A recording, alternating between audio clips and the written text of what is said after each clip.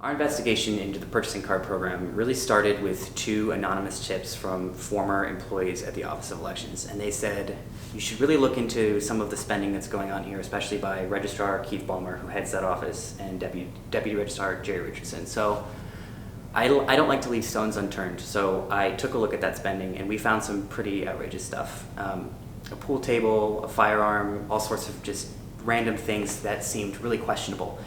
And in fact, since we started our investigation, the purchasing cards assigned to Ballmer and Richardson have both been suspended and are both now being investigated by the Inspector General. This whole situation really, I think, exposed how susceptible the purchasing card program is to potential abuse.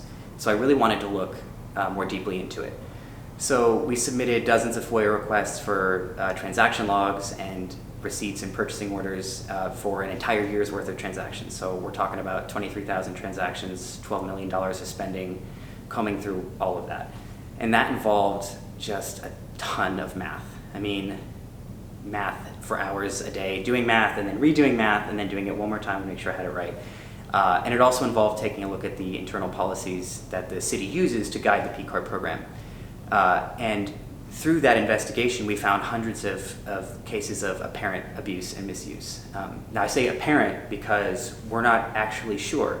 We've asked the city numerous times about missing documentation, about spending limits being exceeded, and they haven't responded to any of our questions. I sent a list of questions over on July 9th about all of these things that we found in the transaction logs and the purchase orders, and it's been radio silence. Largely because we just haven't been able to get them on the phone. There's a lot that we still don't know, and moving forward, I think the project is going to be about putting the pieces together and sort of filling in the blanks. I think this project is really important, if for no other reason than that taxpayers have a fundamental right to know how their money is being spent. We're talking about people whose salaries are taxpayer funded, using taxpayer funds to do their jobs, and I think taxpayers have a right to know how that's happening.